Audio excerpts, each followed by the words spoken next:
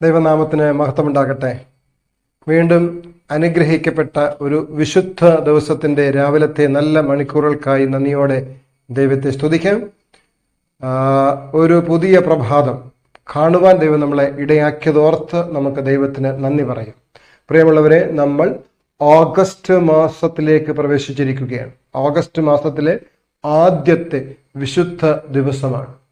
ഈ കഴിഞ്ഞ ജൂലൈ മാസം നമ്മൾ ചിന്തിക്കുമ്പോൾ സംഭവ ബഹുലമായിരുന്ന ഒരു മാസമാണ് ജൂലൈ മാസം. അനേക സ്ഥലങ്ങളിൽ പ്രകൃതി ദുരന്തങ്ങൾ ഉണ്ടായിട്ട് അനേക പ്രിയപ്പെട്ടവർ ഈ ലോകത്തു നിന്ന് മാറ്റപ്പെടുവാൻ ഇടയായി എന്നത് വേദനയോടെ ആണ് നമ്മൾ ഓർക്കുന്നത്. ആ പ്രിയപ്പെട്ടവരുടെ വേദനയിൽ നമ്മളും പങ്കുചേരുന്നു. പ്രിയമുള്ളവരെ, അപ്പോഴും നമ്മളെ ഓരോരുത്തരെയും ദൈവം അതിശയകരമായി കാത്തു പരിപാലിച്ചത് നമ്മൾ മറന്നു പോകരുത്. ആ ദൈവത്തിൻ്റെ സൂക്ഷിപ്പാണ് നമുക്ക് ഇന്ന് ഈ ദിവസത്തെ കാണുവാൻ ഇടയായത് എന്നുള്ളതായ ബോധ്യത്തോടെ വേണം നമ്മൾ ഈ ദിവസത്തെ തുടങ്ങുവാൻ. അതുകൊണ്ട് ആ ബോധ്യത്തോടെ ദൈവസന്നിധിയിൽ നമ്മളെ സമർപ്പിച്ചുകൊണ്ട് ഈ വിശുദ്ധ ദിവസത്തിൽ ദൈവത്തിന് നമ്മോട് പറയാനുള്ള ആലോചന നമുക്ക് കേൾക്കാം. ഈ മോർണിംഗ് മന്നയിലേക്ക് നിങ്ങളെ ഏവരെയും ഹാർദവമായി സ്വാഗതം ചെയ്യുകയാണ്. നമുക്ക് ഒരുമിച്ച് പ്രാർത്ഥനയോടെ ദൈവത്തിന് നമ്മളോട് പറയാനുള്ള ആലോചന എന്തെന്ന് ശ്രദ്ധിക്കാം. ഇന്ന് നമുക്ക് ചിന്തിക്കാനുള്ളത് നിങ്ങളുടെ വരങ്ങൾ കണ്ടെത്തുക എന്നുള്ളതാണ്. നമ്മൾ ഈ കഴിഞ്ഞ ചില ദിവസങ്ങളായിട്ട് ആത്മീക വരങ്ങൾ, കൃപാവരങ്ങളെ കുറിച്ചൊക്കെയാണ് നമ്മൾ ചിന്തിച്ചുകൊണ്ടിരിക്കുന്നത്. അതിൽ ഇന്ന് നമ്മൾ ചിന്തിക്കുന്നത് നിങ്ങളുടെ വരങ്ങൾ കണ്ടെത്തുക എന്ന ഭാഗമാണ്, അല്ലെങ്കിൽ എന്ന ഹെഡിങ്ങോട് കൂടിയ ഭാഗമാണ്. അതിനാധാരമായി ഒരു വേദഭാഗം അപ്പോസ്തല പ്രവർത്തന പുസ്തകം 13-ാമത്തെ അധ്യായം 2-3 വാക്യങ്ങൾ ഇങ്ങനെ വായിക്കുന്നു. അവർ കർത്താവിനെ ആരാധിച്ചു ഉപവസിച്ചും കൊണ്ടിരിക്കുമ്പോൾ ഞാൻ ബർന്നബാസിനെയും ശൗലിനെയും വിളിച്ചിരിക്കുന്ന വേലയ്ക്കായിട്ട് അവരെ എനിക്ക് വേർതിരിപ്പീൻ എന്ന് പരിശുദ്ധാത്മാ പറഞ്ഞു.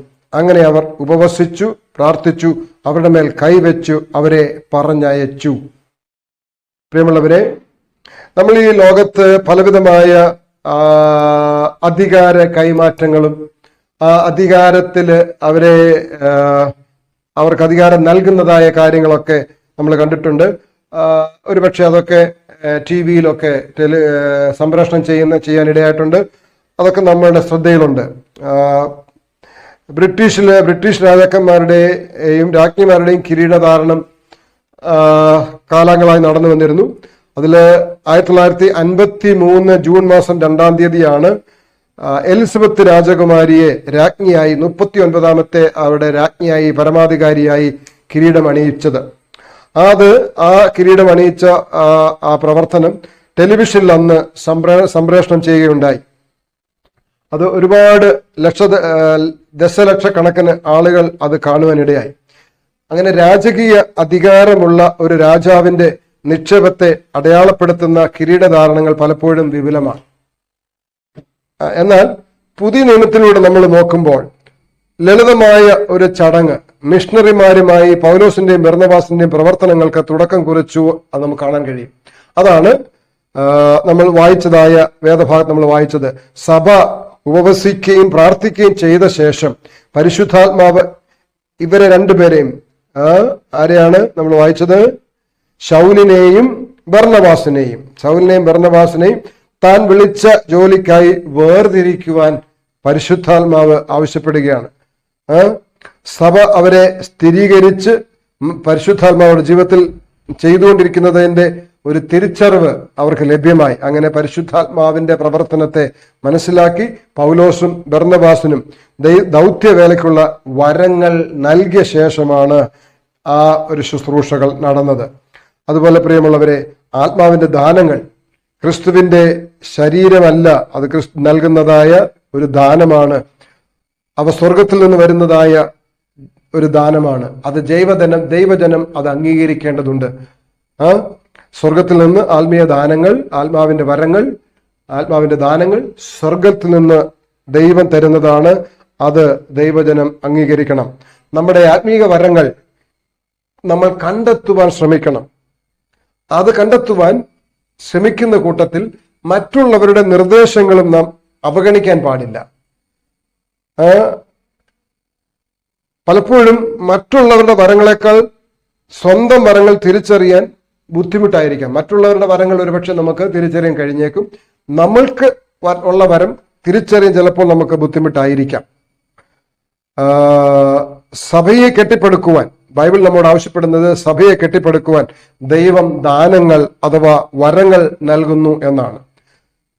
ക്രിസ്തുവിന്റെ ശരീരം നമ്മുടെ ദാനങ്ങളെ സ്ഥിരീകരിക്കുമെന്നും നമ്മുടെ വൈകാരിക ചിന്തകളിൽ ആശ്രയിക്കാതിരിക്കാനും നാം ശ്രമിക്കേണ്ടതുണ്ട്.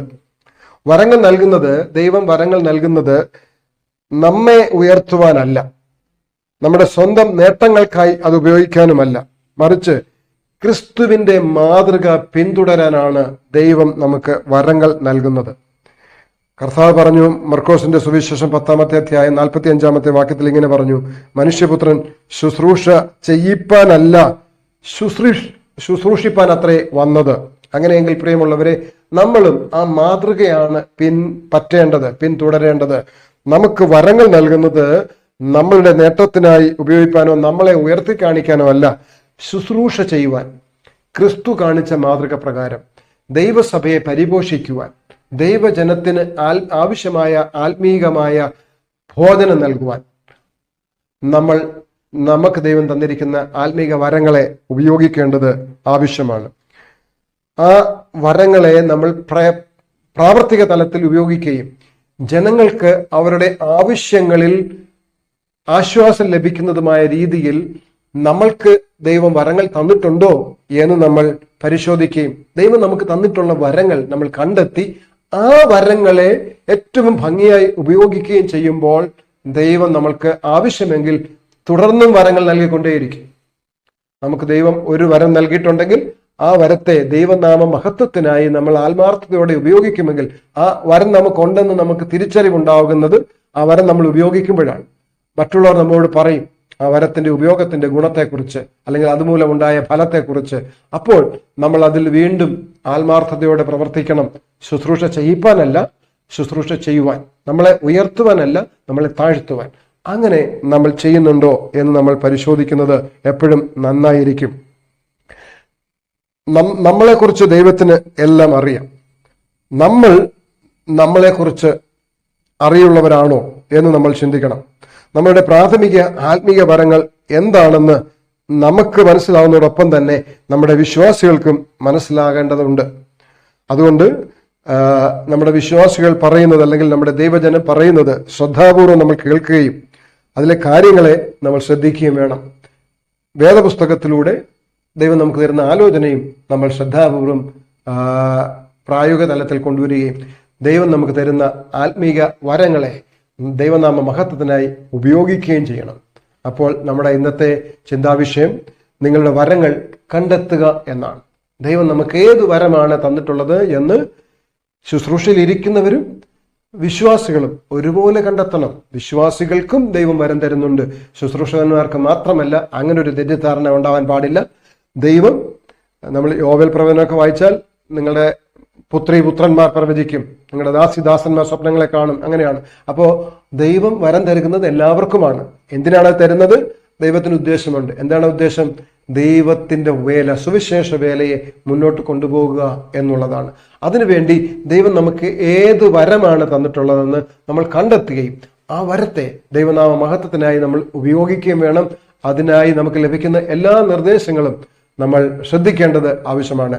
അങ്ങനെ നമ്മൾ ഇതുവരെ ചെയ്തിട്ടില്ലെങ്കിൽ അങ്ങനെ ചെയ്യുവാൻ ഇന്നത്തെ ഈ മോർണിംഗ് മന്ന നമ്മളെല്ലാവരെയും സഹായിക്കട്ടെ എന്ന് ഞാൻ പ്രാർത്ഥിക്കുന്നു. ദൈവം നമ്മളെ അനുഗ്രഹിക്കട്ടെ. നമുക്ക് ഒരുമിച്ച് പ്രാർത്ഥിക്കാം. പ്രാർത്ഥിക്കുമ്പോൾ ജന്മദിനം ഉള്ളവരെ കൂടി ഓർത്ത് നമുക്ക് പ്രാർത്ഥിക്കാം. ഈ ഇന്നത്തെ ദിവസം ജന്മദിനം ഓർക്കുന്നവർ പേരുകൾ പറയാൻ ആഗ്രഹിക്കുകയാണ്. ഒന്ന്, അക്ഷിത് അജി ഇരവിപേരൂർ സഭയിൽ നിന്നാണ്. അരീഷി തോമ്പിൽക്കണ്ടം സഭയിൽ നിന്നാണ്. Mrs Binsy M Johnson Kuttappuzha സഭയിൽ നിന്ന്. ഈ 3 പ്രിയപ്പെട്ടവർക്കും എല്ലാ ജന്മദിന ആശംസകളും നേരുന്നു. ഈ ലഭിച്ചതായ ആയുഷിന്റെ പുതിയ വർഷത്തിൽ ദൈവനാമ മഹത്വത്തിനായി ആ വർഷത്തെ ആയുഷിനെ കൊണ്ടുപോകുവാൻ ദൈവം ആവശ്യമായ എല്ലാ ആരോഗ്യവും ബലവും ബുദ്ധിയും ജ്ഞാനവും ഒക്കെ നൽകട്ടെ എന്ന് നമുക്ക് പ്രാർത്ഥിക്കാം. നമുക്ക് ഒരുമിച്ച് പ്രാർത്ഥിക്കാം. ഈ സമയത്ത് നിങ്ങൾക്ക് ഏതെങ്കിലും പ്രാർത്ഥനാ വിഷയങ്ങളുണ്ടെങ്കിൽ എന്നോട് ചേർന്ന് നിങ്ങൾ പ്രാർത്ഥിക്കുക. നമ്മൾ കണ്ണുകളടയ്ക്കാം, പ്രാർത്ഥിക്കാം. ഞങ്ങളെ സ്നേഹിക്കുന്ന സ്വർഗീയ പിതാവേ, അനുഗ്രഹിക്കപ്പെട്ട വിശുദ്ധ ദിവസത്തിന്റെ രാവിലത്തെ നല്ല മണിക്കൂറുകൾക്കായി നന്ദിയോടെ അങ്ങേ സ്തുതിക്കുന്നു. പ്രത്യേകിച്ച് പ്രകൃതി ദുരന്തം അനേകർക്ക് ദുരിതങ്ങളും പ്രയാസങ്ങളും ഒക്കെ ഉണ്ടായപ്പോഴും അനേക പ്രിയപ്പെട്ടവർ ഈ ലോകത്തുനിന്ന് മാറ്റപ്പെട്ടപ്പോഴും കർത്താവെ, അവിടുന്ന് അടിയങ്ങളെ അങ്ങയുടെ കരുണയുടെ ബഹുത്വത്താൽ വീണ്ടും നിലനിർത്തിയിരിക്കുന്നത് ഓർത്ത് നന്ദിയോടെ അങ്ങേ സ്തുതിക്കുന്നു. കർത്താവെ, ഇതൊന്നും ഞങ്ങളുടെ മിടുക്കല്ല എന്ന് തിരിച്ചറിഞ്ഞുകൊണ്ട് ഞങ്ങളെ അവിടുത്തെ കരങ്ങളിൽ പൂർണ്ണമായി താഴ്ത്തി സമർപ്പിക്കുകയാണ്. ഞങ്ങളെ അവിടുന്ന് അനുഗ്രഹിക്കുകയും സ്വീകരിക്കുകയും ചെയ്യണമേ കർത്താവെ. ദൈവം ഞങ്ങൾക്ക് കൃപാവരങ്ങളും ആത്മീയ വരങ്ങളും തരുന്നുണ്ട്. ഞങ്ങൾക്ക് ഏത് വരമാണ് ഉള്ളതെന്ന് ഞങ്ങൾ തിരിച്ചറിഞ്ഞുകൊണ്ട് ആ വരങ്ങൾ കർത്താവെ ദൈവനാമ മഹത്വത്തിനായി ഉപയോഗിക്കാൻ ഞങ്ങളെ സഹായിക്കണമേ എന്ന് പ്രാർത്ഥിക്കുന്നു. അതിനാവശ്യമാകുന്ന നിർദ്ദേശങ്ങളൊക്കെ ഞങ്ങൾക്ക് ലഭിക്കുമ്പോൾ അത് ഏറ്റെടുക്കാനുള്ള മനസ്സ് ഞങ്ങൾ നൽകണമെന്ന് പ്രാർത്ഥിക്കുന്നു. അങ്ങനെ എല്ലാ നമ്മളാലും ഞങ്ങളെ നിറയ്ക്കണം. പ്രത്യേകിച്ച് ജന്മദിനം ഓർക്കുന്ന പ്രിയപ്പെട്ടവരുടെ പേരുകൾ പറഞ്ഞു, അവരെയും ഈ സമയം ഓർത്ത് പ്രാർത്ഥിക്കുന്നു. കർത്താവ് അവരെ അനുഗ്രഹിക്കണമേ. ആവശ്യമാകുന്ന എല്ലാ ജ്ഞാനവും ആരോഗ്യവും ബലവും അവിടുന്ന് നൽകി സഹായിക്കണമേ. ദൈവനാമ മഹത്വത്തിനായി അവർ ജീവിപ്പാൻ ഇടയാക്കണമേ എന്ന് പ്രാർത്ഥിക്കുന്നു. അങ്ങനെ എല്ലാം നമ്മളാലും നിറയ്ക്കുകയും ഞങ്ങളുടെ തെറ്റുകൾ ക്ഷമിച്ച് അങ്ങേക്ക് കൊള്ളാവുന്നവരെ ഞങ്ങളെ തീർക്കുകയും ചെയ്യണമെന്ന് യേശുവിന്റെ നാമത്തിൽ അപേക്ഷിക്കുന്നു. കൃപയോടെ കേൾക്കണമേ സ്വർഗീയ പിതാവേ. എല്ലാവർക്കും ഏറ്റവും നല്ല ഒരു വിശുദ്ധ ദിവസം നേരുന്നു. ഈ വിശുദ്ധ ദിവസത്തിന്റെ അനുഗ്രഹങ്ങൾ പ്രാപിപ്പാൻ തക്കവണ്ണം ശബദിനെ നമുക്ക് ബഹുമാന്യ യോഗ്യമായി എണ്ണാം. ഇതിന്റെ ആരംഭം മുതൽ അവസാനം വരെ ദൈവത്തിന് മഹത്വം കൊടുക്കാം.